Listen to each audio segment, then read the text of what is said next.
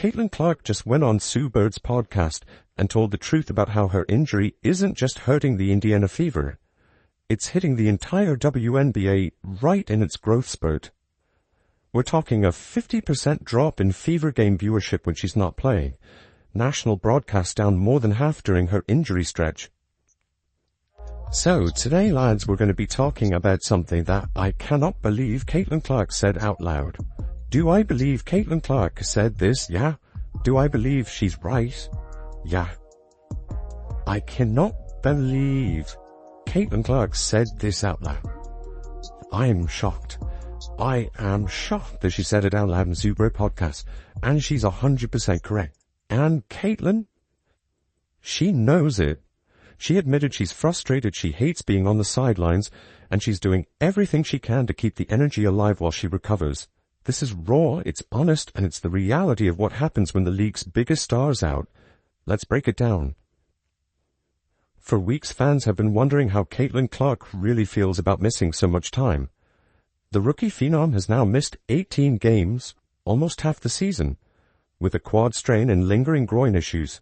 She's been the face of the WNBA since the second she was drafted, but this year has been one long tug-of-war between her talent and her health. On Sue Bird's podcast, Clark finally opened up. She didn't sugarcoat it. She's frustrated, not just for herself, but for her teammates, her fans, and the league as a whole. You could hear it in her voice. She knows her presence changes everything, from the intensity of the games to the atmosphere in arenas to the ratings on national TV. Caitlin Clark is a walking spotlight, and here's where it gets real. She admitted that being out is eating at her. This isn't a player who's just enjoying a break. She's restless. She wants to compete. She wants to be out there hitting logo threes, running the pick and roll with Aaliyah Boston, and giving the Fever that extra edge. Instead, she's had to watch from the bench while her team battles without her.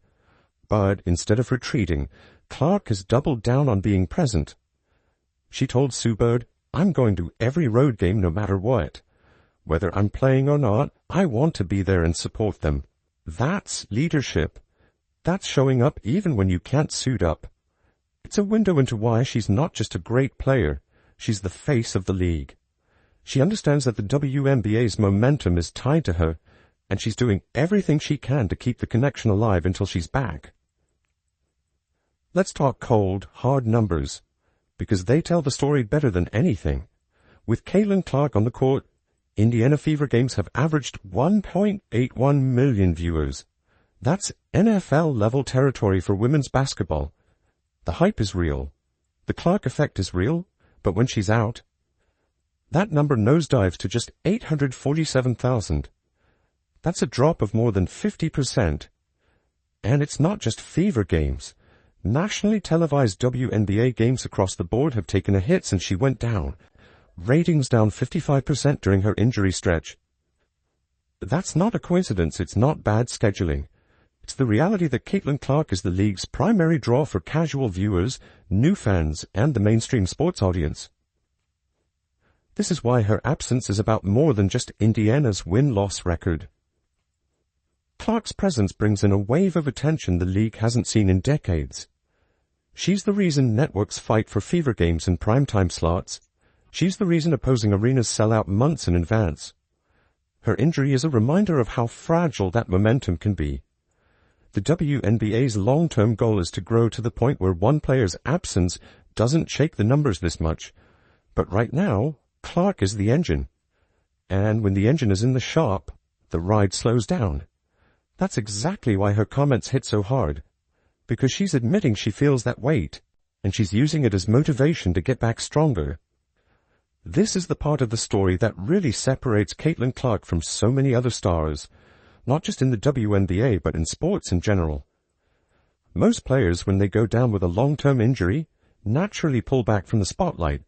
They focus on rehab, keep their head down, and we don't see much of them until they return to play.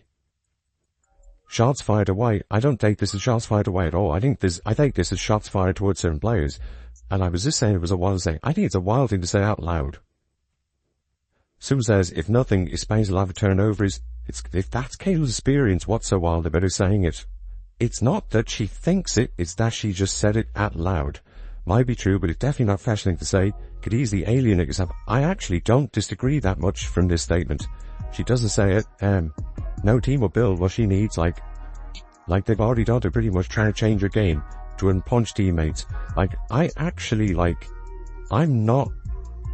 don't think that she's absolutely on the money.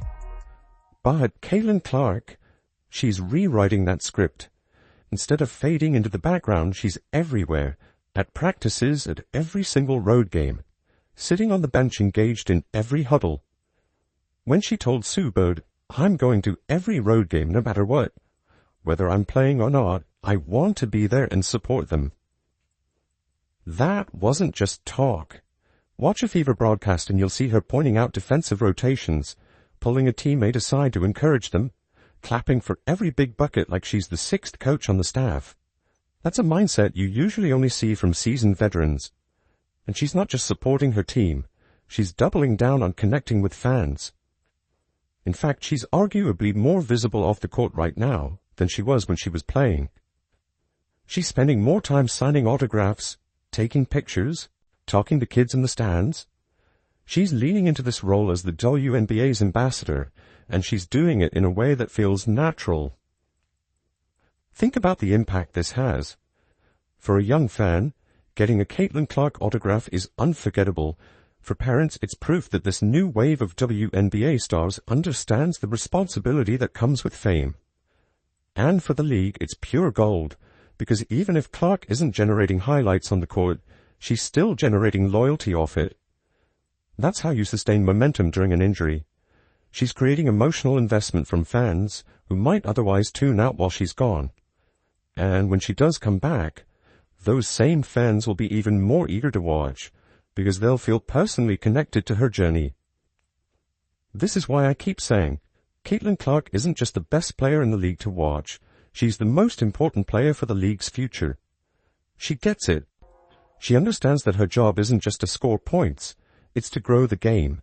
And she's finding ways to do that even when she's not lacing up her sneakers. Now, here's where it gets really interesting. You'd think losing your biggest draw for nearly half the season would cause a complete collapse in momentum, right? Well, not exactly. The numbers tell a much more layered story. Yes, Fever games without Clark have dropped from an average of 1.81 million viewers to 847,000. A brutal 50% dip. Yes, national broadcasts overall have seen a 55% drop during her absence. Those are massive numbers. But here's the twist. Despite those losses, the WNBA as a whole is still growing year over year. Average viewership for all nationally televised games is up 21% compared to last season, sitting at 794,000 viewers per game. Games without the Fever have jumped 37%, averaging over 500,000 viewers. That tells us something important. The Caitlin Clark effect doesn't just impact her games, it's spilling over into the rest of the league. Here's what's happening. Clark brings in new viewers who might never have watched a WNBA game before. They tune in for her, they fall in love with the sport, and even when she's not playing, they're sticking around to watch other teams and stars. Players like A.G. Wilson, Brianna Stewart, Nafisa Collier, they're benefiting from the extra eyeballs Caitlin has brought in. This is why I always say she's not just a star. She's an accelerator for the WNBA's growth. Yes, her absence slows the momentum a bit, but it doesn't erase it. She's essentially raised the league's baseline of attention. Still, we can't ignore the obvious, those big ratings. Those viral moments, those record-breaking ticket sales, they all peak when Clark is on the court. The Fever are the league's main event right now, and without her, it's like the headliner is missing from the concert. The show goes on, but it doesn't hit the same. That's why everyone, from fans to TV networks to league executives, is counting the days until she's back. Because here's the thing, the WNBA's growth is impressive, but the Clark effect is explosive. And when she's healthy again, the league isn't just going to rebound, it's going to take off. And here's what really stood out to me in her conversation with Sue Bird. Caitlin Clark's mindset right now is pure championship material. This is a rookie who's not just thinking about the next game. She's thinking about the next decade. She knows the pressure she's under. She knows the league's biggest TV audiences are tied to her. She's fully aware that when she's not playing, there's a visible drop in ratings and attention.